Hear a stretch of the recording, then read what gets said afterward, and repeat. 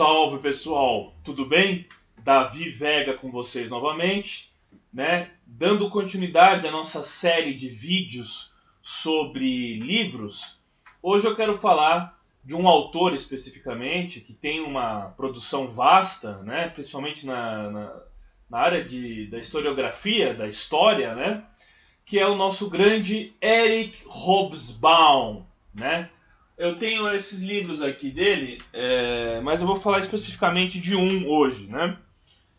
Ele é conhecido pela Era das Revoluções, né? Ele produziu uma série chamada A Era, né? A Era das Revoluções. Tem a Era do Capital. Hoje, especificamente, eu vou falar da Era dos Impérios, que é esse livro aqui, muito, muito interessante, né? E ele tem a Era dos Extremos também, ele é muito conhecido por essa Era dos Extremos. No livro A Era das Revoluções, ele pega 1789, Revolução Francesa, né? E a Revolução Gloriosa Inglesa, também de 1688, mais ou menos, né? E ele vai discorrer a diferença, né, da Revolução Gloriosa Inglesa, do surgimento do Parlamento, a Câmara dos Comuns, né? E também do processo revolucionário advindo do iluminismo francês que vai desaguar na revolução da queda da Bastilha, da França e tudo mais, né?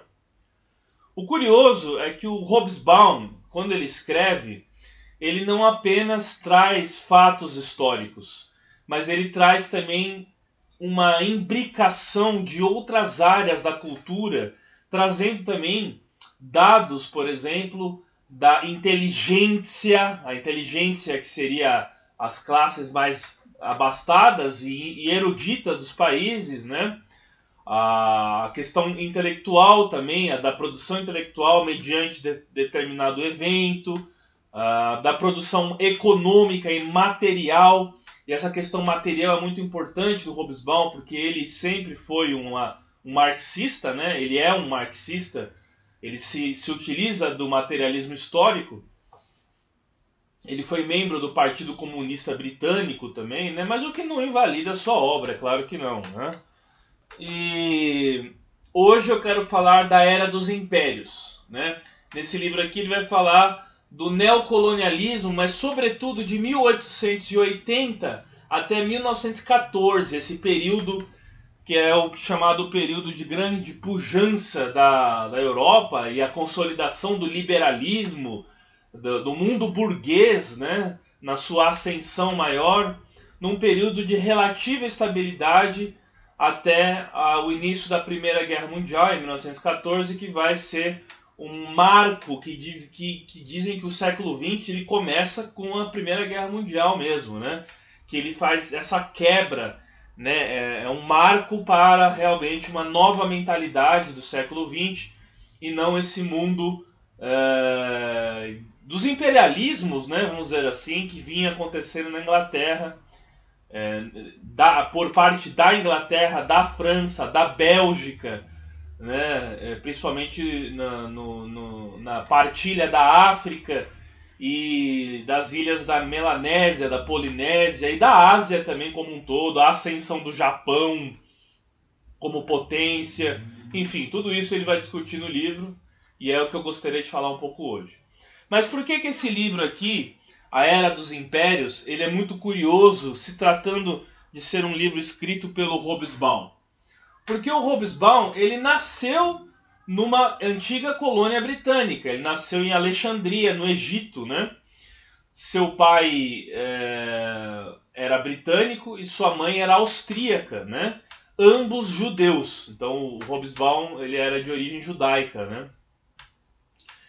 E seu pai falece no final do século XX, desculpa, no final dos anos 20, e sua mãe no início da década de 30, e ele é criado por uma tia. E aí ele vai ser criado em Londres, na Inglaterra, né? E ele estuda, vivendo ali na Inglaterra, em Cambridge. Aí ele vai estudar a área dele, que é história, se torna um historiador. Na Segunda Guerra Mundial ele acabou até participando de alguns eventos, como por exemplo, ele chegou a cavar trincheiras ali no litoral da Inglaterra e fazer alguns bunkers ali que os britânicos estavam fazendo para impedir a consolidação da Operação Leão Marinho, né, que era a operação que os nazistas tinham em mente de tentar invadir a Inglaterra, né, conquistar a Inglaterra. Depois vai ter a Batalha da Inglaterra, nos anos 40, a Batalha Aérea, né, que os ingleses resistiram e conseguiram ganhar essa batalha, os Spitfires ingleses contra os bombardeiros da Luftwaffe alemã, né? E ele vai falar nas suas memórias que a vitória do Partido Conservador Alemão, que era representado pelo Hindenburg, ainda nos anos 30, né? O Hindenburg falece e o Hitler era seu chanceler, e o Hitler chega a ser a dominar a Alemanha depois do falecimento do Hindenburg. Como ele era chanceler, ele acabou ficando no lugar do Hindenburg e daí o nazismo se consolidou de fato e tudo mais. Mas graças a esse evento, o Hobsbawm ele conseguiu meio que fazer uma espécie de previsão, né? Então ele sempre foi um historiador que defendia muito a história como também uma atividade de prevenção de eventos futuros, né? O que eu não concordo totalmente com ele nesse quesito, né? Eu reconheço que é possível, sim, em alguns casos, você prever o futuro ou até fazer uma espécie de prevenção de certos erros do passado em relação ao futuro ou do presente em relação ao futuro. Mas a história ela não é uma ciência exata, uma equação que você vai colocar de um lado, mexer de um lado e vai dar resultante de outro. Eu não acho que ela é tão exata assim. Senão você teria o que ele considera, e era justamente desse período, uma história linear, a história progressiva, a história que é uma ascendente, é uma linha ascendente que vai do menor para o maior. E eu não acho que o movimento histórico ele necessariamente é assim, né? Bom, nesse livro, então, ele vai explicar várias coisas interessantes. Ele fala que, inclusive, nesse período de 1880, mais ou menos, sobretudo na Inglaterra, mas no mundo do centro do capitalismo internacional, universal, ele vai falar que as palavras plutocracia e classe ociosa elas vão ganhar um protagonismo. O que é a plutocracia? É a classe quando um país tem uma espécie de elite econômica que domina esse país e dita as regras desse país. Então a plutocracia seria uma espécie de oligarquia, vamos dizer assim, daqueles detentores da maior parte das riquezas, da maior parte da divisão do bolo, que fica com a maior parte do bolo, né, vamos dizer assim. E isso é muito importante até para entender a mentalidade do Hobsbawm e de toda a sua produção, porque ele escreveu um livro muito conhecido que eu tenho aqui também. Esse livro aqui que se chama A Invenção das Tradições. Eu tenho um livro um vídeo falando sobre o nacionalismo no meu canal, que eu uso esse livro e o livro do Benedict Anderson para falar sobre as comunidades imaginadas. Mas a invenção das tradições para o Hobsbawm, ele vai falar que é uma elite que cria narrativas sobre a justificativa de origem de um povo ou de uma cultura ou qualquer coisa assim. As tradições, então, elas são inventadas porque essa elite quer ter uma narrativa sobre o seu país, dando uma legitimidade sobre a sua posição de dominação em relação ao restante da população. Vale lembrar que ele é um comunista, ele é um marxista, por isso que ele tem essa ideia de superestrutura, e a superestrutura dividida em classes, né? E principalmente a dialética maior entre a classe dos operários e dos burgueses.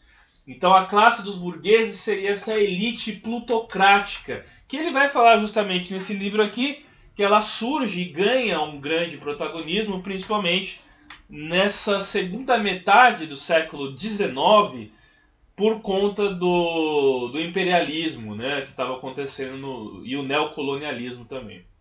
Ele vai inclusive mencionar o Lenin, falando que o Lenin defendeu a ideia de que o capital ele é expansionista. Quando você não tem mais mercado, o capital ele vai se expandir. E essa é justamente a ideia do imperialismo. O imperialismo é simplesmente a expansão do capital para outras áreas do planeta. Isso aconteceu com o mercantilismo na época das grandes navegações de Portugal e Espanha, e vai ter uma reedição, principalmente com a Inglaterra da era vitoriana do século XIX, mas aí já não num contexto pré-capitalista, e sim num contexto de revolução industrial e consolidação do capitalismo de fato no mundo, né? Nesse período ele vai dizer que ele é marcado pela imbricação da política clássica com o utilitarismo. O utilitarismo que vem justamente daquelas ideias que depois vai até ter grandes autores como John Stuart Mill, né, falando as ideias liberais de fato mesmo, né, que você sabe que começou com o John Locke, teve o David Hume, no campo da ciência você vai ter o Francis Bacon. Só que desse empirismo radical, vamos dizer assim, surgem justamente as ideias utilitárias. É a diferença do racionalismo cartesiano, vamos dizer assim. Você tem um mundo sensível, e é esse mundo, o mundo justamente que vai dar a sustentação básica ao mundo liberal, principalmente do iluminismo escocês, né? Que vai influenciar inclusive os pais fundadores da Revolução de 1776 dos Estados Unidos, né? E também de uma outra grande revolução, que foi a Revolução Francesa. Mas ele vai falar justamente, e no livro é muito presente isso, que tem uma diferença entre esse modelo federalista norte-americano e o modelo francês, que o modelo francês era um modelo de centralização forçada. Até o positivismo fala muito dessa centralização forçada. Então, ele vai falar, explicando no contexto do surgimento das repúblicas da América Hispânica, que boa parte dessas repúblicas da América Espanhola, elas incorporaram o sistema federalista norte-americano, mas na prática elas foram muito mais centralizadoras do que qualquer outra coisa. E aí ele vai definir que uma democracia de fato é aquele regime, né, que respeita mais as autonomias locais, né? E isso é uma coisa muito curiosa, porque o Brasil, por exemplo, vai ter sua primeira república com um federalismo radical, né, sem uma centralidade, mas depois da Revolução de 30, do Getúlio Vargas, a gente ficou com uma centralização forçada que tem até hoje, de certa forma, uma centralização muito forte no governo federal e tudo mais. E aí a autonomia das partes ela acabou sendo um pouco deficitária, embora a Constituição de 88 seja a que mais respeita os entes federados, vamos dizer assim, né? Pelo menos da nossa história recente, né? Bom, ele vai falar que nesse período do século XIX, principalmente de 1880, que é o ano que ele usa mais, ele fala de 1875 até 1914, mas ele fala mais principalmente de 1880 em diante. Ele vai falar que várias coisas foram feitas na Europa, como por exemplo dos avanços tecnológicos, né? A Transiberiana, ela foi uma ferrovia que foi construída nessa época, né? Era possível você fazer, por exemplo, uma viagem de Londres ou de Paris até o leste da Europa, Vladivostok, por exemplo, em apenas 14 dias, 15 dias, coisas que antes demoravam meses para ser feitas. É o período que surge o telégrafo, o período que nos Estados Unidos, principalmente em Nova Jersey, você tem as empresas do Thomas Alva Edison e suas inovações, como a lâmpada, o telégrafo, o gramofone, quase todas essas invenções. E a América, ele vai falar justamente como que cresceu nessa época, né? porque o centro do capitalismo era a Inglaterra, mas teve uma explosão demográfica na América, e na América do Sul também, aqui para o Brasil e Argentina, principalmente com as imigrações. Então, as imigrações fizeram dar uma explosão demográfica na América, principalmente. E depois da Segunda Guerra Mundial, os Estados Unidos se tornam a maior potência, né? A gente sabe dessa história porque a Primeira Guerra Mundial foi muito lucrativa para os Estados Unidos e a Segunda Guerra Mundial, principalmente com o Plano Marshall depois da guerra, eles se tornam então o centro do capitalismo universal. Mas no século XIX era a Inglaterra, principalmente na época vitoriana, e depois vai ter a época eduardiana, depois da Rainha Vitória, que teve uma das mais longas governos, né, na Inglaterra, reinados na Inglaterra, e a nossa Rainha Elizabeth II, atual, conseguiu ultrapassar até a marca da Rainha Vitória em termos de longevidade, vamos dizer assim, né? Bom, então ele vai falar de todas essas coisas, né? Ele vai falar do Japão se consolidando como uma potência, e aí a diferença da industrialização espontânea que se teve na Inglaterra e nos Estados Unidos com a industrialização na via prussiana, na via vertical, efeito cachoeira. Era uma revolução feita pelo alto, a revolução das elites, que foi uma industrialização prussiana que a Alemanha teve, que ela foi forjada pelas elites e depois se consolidou, e a Alemanha vai ser uma grande rival da Inglaterra, até em termos navais, né? Até a Primeira Guerra Mundial. E o Japão também teve uma industrialização dessa característica, uma industrialização na verticalidade, que faz com que o Japão e a Alemanha se tornem duas grandes potências que vão rivalizar a Inglaterra e a França, principalmente. O Japão começa a ganhar muita influência, e aí você vai ter depois, na Primeira Guerra Mundial, mas principalmente nos anos 30 e na Segunda Guerra Mundial, o Japão se expandindo e invadindo e tomando territórios da Ásia, exercendo uma influência muito grande na Ásia, nas Filipinas, na Manchúria, em todos esses lugares, porque o imperialismo japonês, como todo imperialismo, buscava mais mercado e também matérias-primas. Para você poder desenvolver a sua indústria, você precisa de matérias-primas. Então, a produção de borracha no Sri Lanka, se não me engano, né, tinha muito na Índia também, né, o Brasil também, nesse contexto, produzindo borracha e tudo mais. Então faz com que o carvão na Inglaterra também, e nos Estados Unidos, uma produção de carvão, porque aí já é a época da máquina a vapor, né, que é a principal fonte de energia. Antes do petróleo era o carvão. Então você vai ter todas essas transformações nessa época que faz com que os grandes impérios, os países centros do imperialismo, comecem a se expandir para poder justamente explorar essas riquezas naturais e também forjar novos mercados, né? Ele vai falar, inclusive, de Istambul, que era chamada de Tsarigrado, né? Czarigrado, que seria a cidade do czar ou do czar. E é muito curioso, porque essa palavra czar vem de César, de Caesar, né? Do Império Bizantino, vamos dizer assim, né? E Constantinopla, que é a atual Istambul, era a capital desse império. E a Igreja Russa Ortodoxa começa a ganhar um grande protagonismo nesse lado da Europa Oriental. E ele vai falar justamente de três impérios maiores, três impérios grandes que teve lá na Europa, que eram os impérios da época, que era o Império Otomano, o Império Austríaco dos Habsburgos e o Império Alemão, né? E esses impérios viviam em conflito. Os Habsburgos e o Alemão não, porque eles eram aliados. Mas você tinha uma disputa já entre o pan-eslavismo com o pan-germanismo, e você tinha uma disputa do Império Otomano com os Habsburgos. E aí vários conflitos se deu entre austríacos e otomanos, turcos otomanos naquela região, né? Embora depois, na Primeira Guerra Mundial, os turcos otomanos vão ser aliados dos prussianos, né? Dos alemães, né?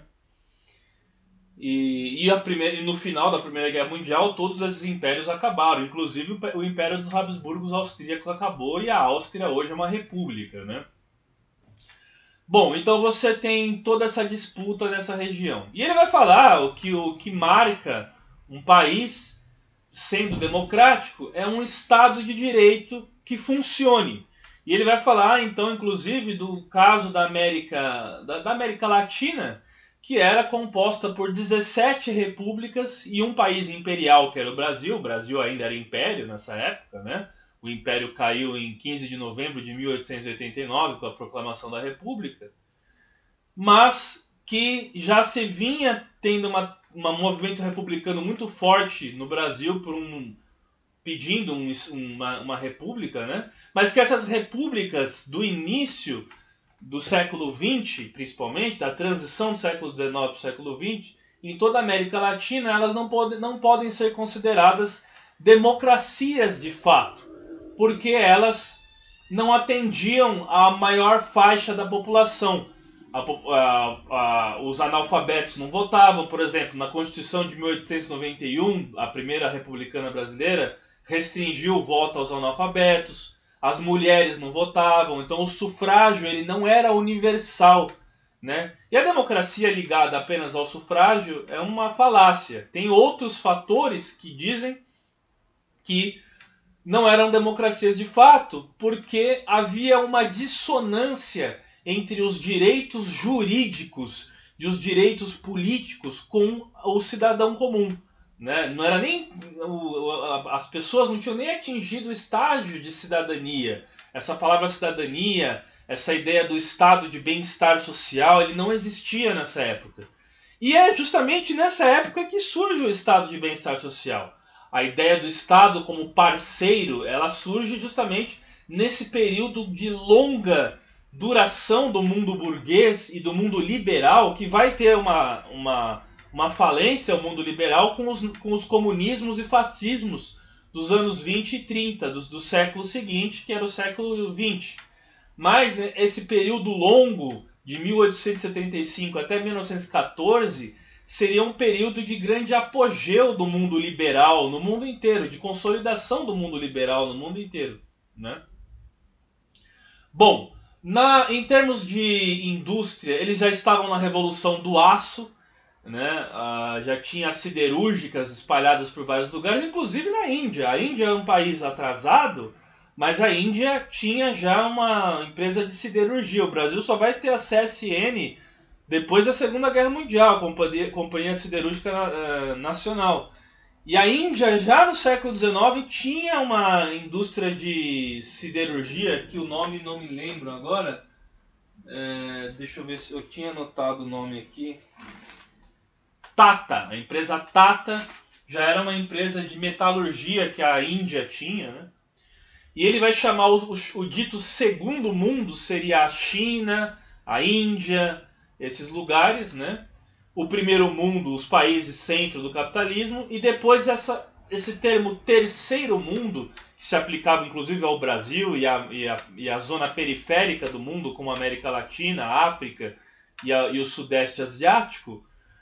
Esse terceiro mundo vai ser caracterizado por uma expressão, ele é cunhado, uma expressão do Nasser, do Egito, né? No século XX isso. Mas já apresentava essa espécie de divisão, que é a divisão hoje do mundo desenvolvido para os países em desenvolvimento. Não se fala mais terceiro mundo, se fala países em desenvolvimento, né? Que é a teoria da dependência, né, o capitalismo dependente, que o Fernando Henrique e o Rui Mauro Marini vai falar e tudo mais. Mas tudo isso daí está ligado a uma divisão do mundo que ela surge justamente nesse período. Porque nesse período, ele vai falar que antes desse período, tinha pouca diferença, por exemplo, uma zona agrária da China com a zona agrária da Inglaterra, da Alemanha ou dos Estados Unidos.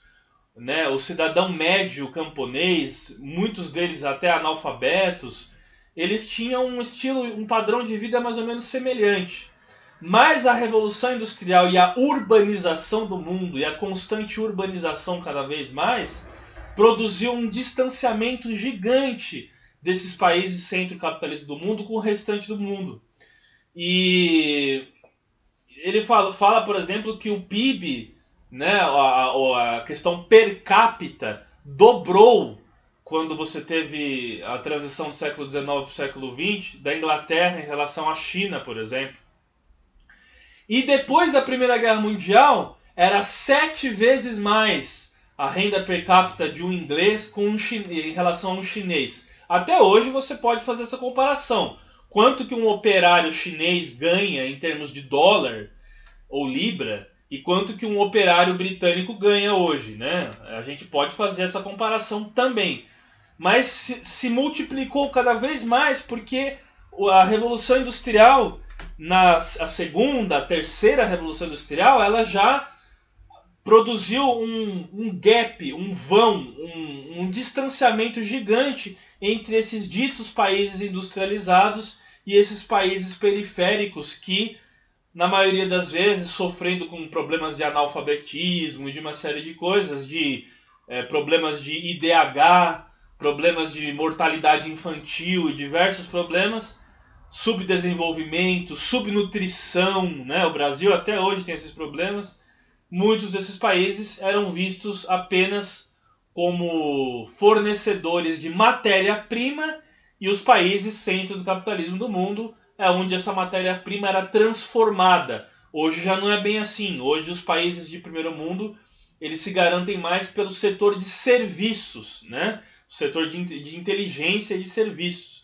E o mundo em transformação, onde a matéria-prima é transformada na indústria, hoje ela acontece na Malásia, na China, no Vietnã, no Sudeste Asiático. Então hoje inverteu um pouco essa lógica, mas ainda assim tem um distanciamento de realidade entre os países centros do capitalismo e os países periféricos, né?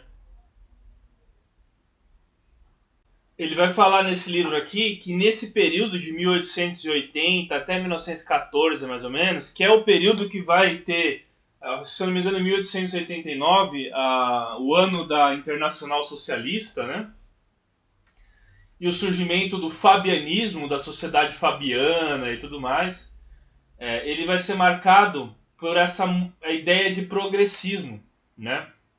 Não é muito essa ideia de progressismo que nós entendemos atualmente, e sim é um progresso ligado à tecnologia. Ele vai falar que para os franceses, os evoluídos, o que eles consideravam evoluídos, eram aqueles povos que tinham rompido com suas tradições, que tinham deixado suas tradições de lado, e origens étnicas e tudo mais. E é meio parecido com o capitalismo de hoje. O capitalismo ele não tem pátria, ele é apátrida, ele é internacionalista. Então essa ideia de você ser mais evoluído é a ideia de você estar mais alinhado com as ideias novas, com as inovações, não só tecnológicas, mas até ideológicas, né? Novas classes que surgem de pessoas, de grupos étnicos, orientações sexuais, todos esses grupos de interesse que fazem lobby na democracia, e esses lobbies, se você está a favor desses lobbies, você é um cidadão mais esclarecido, mais antenado, e já tinha é uma herança do racismo científico também, porque nessa época eles viam os povos mais aristocráticos e tradicionalistas com um preconceito. É a visão do inglês e do francês que vai para a África, ou do belga, na época do rei Leopoldo II, na extração de borracha, que fez um massacre no Congo. É você olhar para aquelas populações como mais atrasadas, primitivas. E o fardo do homem branco faz com que o homem branco civilizado ele tenha essa missão de tirar esses povos do obscurantismo e levá-los ao lado esclarecido, iluminista e tudo mais. E essa visão é uma visão que ela se reproduz até hoje. Esses grupos da esquerda liberal que enxergam um conservador ou um tradicionalista como um bárbaro hoje em dia, eles reproduzem o mesmo racismo, só que de uma outra configuração, só muda o objeto, né? Mas é a mesma visão transcendental, é a mesma visão preconceituosa que esses esses imperialismos fazia em relação a diversos povos do mundo, né? E nessa época de maior progressismo no mundo, também se tinha uma espécie de negação do conservadorismo. Ele vai falar que por muito tempo, até o início dos anos 30 do século XX, pouco se falava dos partidos conservadores. Na Inglaterra teve uma grande decadência o Partido Conservador.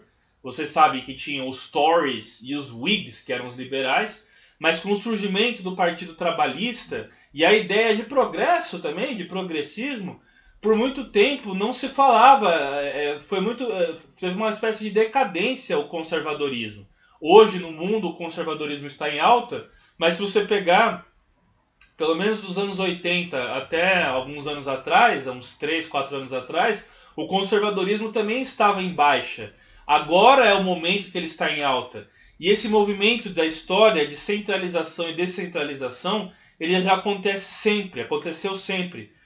Há momentos na história que as pautas mais liberais ou progressistas elas estão em alta, e há momentos na história que as pautas de direita conservadora e tradicionalistas estão mais em alta. É perfeitamente normal isso. Por isso eu acredito que essa onda de direita de hoje, ela pode simplesmente se dissipar no futuro para uma nova onda de esquerda e depois vai voltar à direita e assim vai. É um movimento cíclico. É assim que funciona a história, sempre aconteceu desde o 18 Brumário. O Karl Marx falava desse movimento contra-revolucionário do Luiz Bonaparte e tudo mais, que se deu depois da Revolução Francesa, inclusive. Então é meio que normal isso. Eu acho que a gente pode ter a consciência de que ele existe e tentar lutar para um certo equilíbrio entre os dois grupos de maior interesse, né? Não gosto de dividir o mundo entre direita e esquerda, é muito mais complexo do que isso. Mas se você luta por um equilíbrio disso, você tem que saber que sempre a balança vai pender mais para um ou para outro, dependendo do momento histórico, né? Bom, é a época também da máquina a vapor, né? Do motor horsepower, a motor HP que surgiu nessa época. A estatura da média das pessoas ela aumentou, assim como a expectativa de vida também aumentou bastante, né? Por conta dessas inovações não só tecnológicas, mas também, graças à tecnologia, hormonais, nos alimentos. Então, a produção de alimentos, a agricultura mecanizada, o início da agricultura mecanizada, que vai ter seu apogeu agora, no momento, e o Brasil é o celeiro do mundo, o Brasil sendo o celeiro do mundo, é nessa época justamente que tudo isso ocorre, né? Então é muito curioso a gente ver como em poucos anos, menos de 200 anos, toda essa revolução industrial, ela mudou realmente totalmente o planeta, né? E até o movimento da história se mudou, porque o movimento da história passou a ser progressivo, passou a ser linear, passou a estar numa ascendente, né? Se isso vai continuar assim, eu não sei. Pelo menos em questões tecnológicas ele é ascendente, mas em questões ideológicas ele pode ter uma ruptura e um retrocesso, como está acontecendo e como a gente sempre viu e previu que poderia acontecer também, né? Ele fala nesse livro, inclusive, uma frase até assustadora que os ingleses tinham, que falava assim: se nada der certo, pelo menos nós temos nossas metralhadoras Maxim. A metralhadora Maxim foi aquela usada na Primeira Guerra Mundial e era novidade na época, a própria metralhadora também, né? E dizendo que se esses povos primitivos, no fundo, em maioria, se atentarem contra nós, nós temos armas superiores a eles, né? E ele fala que justamente teve uma grande revolução nos exércitos por conta desses armamentos mais modernos. Na época que o Napoleão Bonaparte invadiu o Egito, ele lutou contra o exército mameluco, que era dos turcos otomanos. E o exército mameluco, ele tinha mais ou menos, era mais ou menos de igual para igual o exército do Napoleão contra aquele exército. Agora, já o exército britânico dessa época tinha armas muito superiores do que dos africanos e dos polinésios, por exemplo. E foi o que aconteceu com a conquista do oeste dos Estados Unidos. O rifle Winchester e os Springfield eles acabaram e dizimaram com os indígenas norte-americanos, né? Então o processo de colonização do Oeste foi muito mais violento do que vários séculos dos espanhóis aqui na América, né? Ele vai falar, por exemplo, também dos portugueses. Portugal era um país subalterno, era um país periférico na Europa, com analfabetismo, e a Espanha também, né?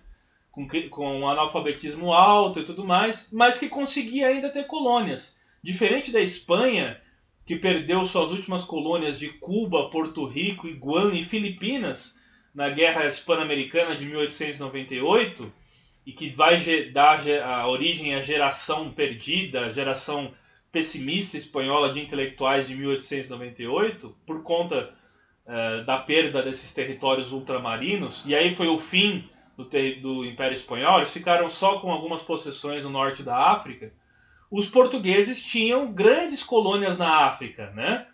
Tinha Angola, Moçambique, e, de certa forma, embora na Primeira Guerra Mundial eles tivessem tentado roubar esses territórios dos portugueses, principalmente os ingleses e os alemães, os portugueses conseguiram manter esses territórios ultramarinos até as guerras dos anos 60, né?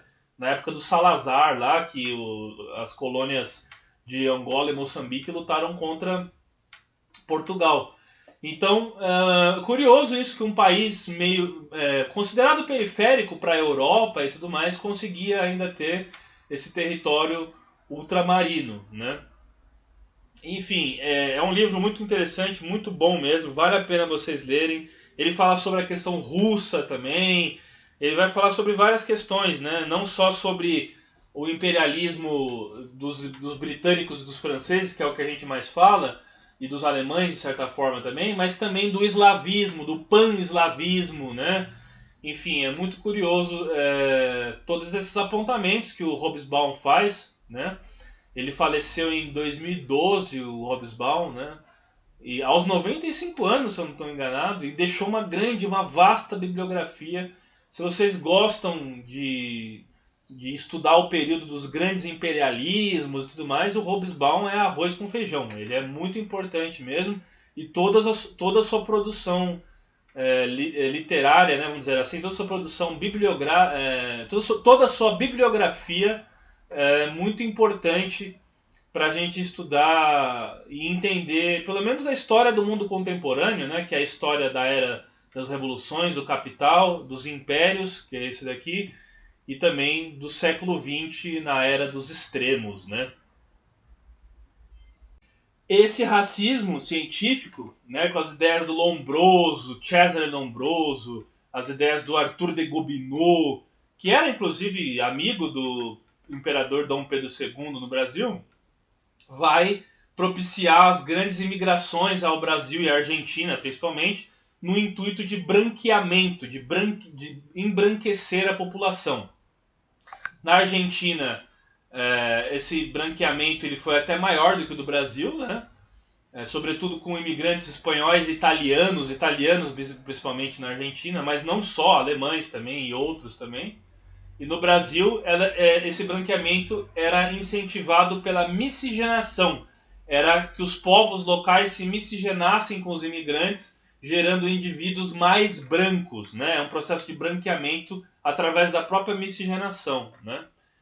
Bom, e ele vai falar, como um bom marxista também, do surgimento do apogeu do Karl Marx, né? E das ideias que depois vão ser as ideias de surgimento do partido não só comunista, mas também trabalhista da Inglaterra, o Labour's Party, né? E ele vai falar do surgimento do manifesto do Partido Comunista, da quantidade de exemplares, acho que foi de 2.000 a 3.000 exemplares que eles venderam logo que lançou, né? E ele fala também da inteligência, que não necessariamente os países analfabetos e mais atrasados não tinham também uma classe de erudita, como por exemplo a Rússia. A Rússia tinha o Tolstói, o Dostoiévski, o Anton Chekhov, que era do teatro do naturalismo e tudo mais. Enfim, e era um país majoritariamente paupérrimo, né? Inclusive tinha problemas de fome e de analfabetismo, mas não deixou de produzir essa inteligência, né? E o Brasil também. O Brasil teve nessa época o Machado de Assis, mas a maioria da população era analfabeta, de ex-escravizados, ex-escravos, né? Não tem nem comparação com países mais como a Inglaterra, que tinha escritores como o Charles Darwin, né? E tantos outros. E na literatura ele vai falar do H.G. Wells, que é um dos meus favoritos, que é a ficção do Wells, né? É uma ficção que eu gosto muito. A Máquina do Tempo, O Homem Invisível, Guerra dos Mundos. Eu tenho um vídeo sobre o Wells, vou deixar aqui na descrição desse vídeo, falando aqui no canal e tal. E ele tem uma citação do Wells que eu gostaria de ler aqui. Por exemplo, ó, a linguagem deles tornou-se complexa, porque agora eles leem. Leem livros. De qualquer modo, aprendem a ler pelos livros. A palavra e o idioma da linguagem literária e a pronúncia sugerida pela ortografia tendem a prevalecer sobre o uso local. E ele vai falar do início do nacionalismo. Porque o nacionalismo ele surge com o capitalismo editorial, né, desde a época do Gutenberg, mas nessa época ele se acentuou. E as pessoas começaram a ler os panfletos e os livros que explicavam as suas origens e as origens de seus países. Então não mais eles precisavam ouvir de uma autoridade esse tipo de coisa. Eles tinham a autonomia de ler. Então como que a revolução de alfabetizar a população mudou totalmente o cidadão internacional, o cidadão médio comum internacional. Eu acredito que essa revolução de alfabetização ela pode ser meio que comparada ou relacionada a essa revolução digital que nós temos hoje, né? Então, se por um lado era a ascensão do Partido Trabalhista, dos comunismos ao longo no mundo inteiro, dos partidos vermelhos em vários países do mundo, também era a ascensão dos nacionalismos. E a Primeira Guerra Mundial ela vai ser a guerra dos grandes nacionalismos, que ela vai desmentir uma previsão errada. Por isso que eu volto a falar no início desse vídeo, que eu acho que não dá para se fazer uma previsão do futuro com base na história apenas, que é um erro que o Marx fez. O Marx acreditava que a revolução aconteceria na Inglaterra e que que as próximas grandes revoluções aconteceriam justamente por uma falência do nacionalismo. Mas não foi o que aconteceu. A Primeira Guerra Mundial ela foi o contrário justamente de todas as previsões marxistas. Embora você teve a Revolução Russa, mas que não foi pela lógica de um etapismo socialista utópico, sendo superado pela sociedade capitalista. Porque ela aconteceu num país que não era capitalista, que era um país agrário, de economia semi-feudal, como a Rússia. Então, o comunismo aconteceu com características diferentes que o próprio Marx previu. Depois, no Grundrisse, o Marx vai dizer sobre a questão agrária também, de certa forma, um pouco. Mas não foi naquela sociedade industrial urbanizada que ele pensava que poderia acontecer. E a Primeira Guerra Mundial foi a guerra dos grandes nacionalismos, né? E depois a Segunda Guerra Mundial mais ainda, que eram os nacionalismos revanchistas. O fascismo e o nazismo, eles eram os nacionalismos exacerbados revanchistas dos perdedores da Primeira Guerra Mundial, como a Alemanha e do Tratado de Versalhes. Então você teve os grandes nacionalismos aliados à questão imperialista. Então é o nacionalismo imperial, né? É o nacionalismo que via a pátria não só como sendo Inglaterra, França ou Bélgica, mas todo o território ultramarino também. E por isso que teve batalhas na Primeira Guerra Mundial na África, na Ásia. Tiveram batalhas fora do continente europeu também, né? Bom, esse grande período de estabilidade do mundo liberal, ele trouxe um grande otimismo, isso é verdade, de 1880 até 1914, quando teve o ano 1900, na transição do século XIX para o século XX, se pensava que o mundo teria uma estabilidade, não teria mais guerras, que a guerra era uma coisa do passado. Era um período de otimismo, período de conquistar os ares, da aviação e tudo mais, da locomotiva. E não foi o que aconteceu, né? A Primeira Guerra Mundial veio mostrar justamente a falência desse projeto e dessa tentativa de paz mundial, e a Segunda Guerra Mundial também com o projeto e tentativa de paz mundial do Tratado de Versalhes e dos 14 pontos do Woodrow Wilson também, né? Esse período teve uma espécie de deflação no mundo. A deflação é o contrário da inflação, é quando os preços caem, e aí os lucros caíram também. E a crise de 1929, ela já pode ser considerada o início dela nesse período, porque é o período de superprodução. É quando a Ásia e a América Latina começam a se industrializar também.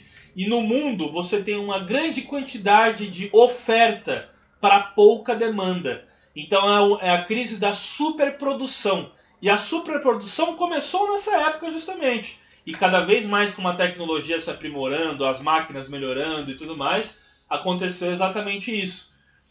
Então é um período muito curioso, porque é o período de maior otimismo e maior estabilidade, talvez, até que tivemos nos últimos anos, ou até mesmo na história, com o liberalismo sendo muito promissor, né? Mas também, em compensação, ele vai desaguar na Primeira Guerra Mundial.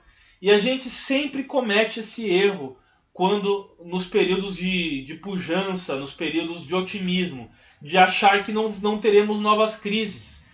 Bastou a gente pensar que os anos 90 e o início dos anos 2000 eram os anos do otimismo, do crescimento e tudo mais. Veio a crise de 2008, veio a crise agora da pandemia, a guerra na Ucrânia. Ou seja, o mundo ele sempre é marcado por crises. Então a gente tem que sempre estar preparado e não negligenciar esses autores mais realistas do Realpolitik, que fogem um pouco desse mundo kantiano, do Kant cooperativista, e ser um pouco mais robesiano também, entendendo que essas crises elas sempre podem vir e virão, porque é impossível você ter uma estabilidade. Os socialistas acreditam que na decadência do capitalismo vai se surgir uma sociedade nova, e as crises vão gerar uma sociedade nova. Mas o que a história mostrou é que o capitalismo continua existindo.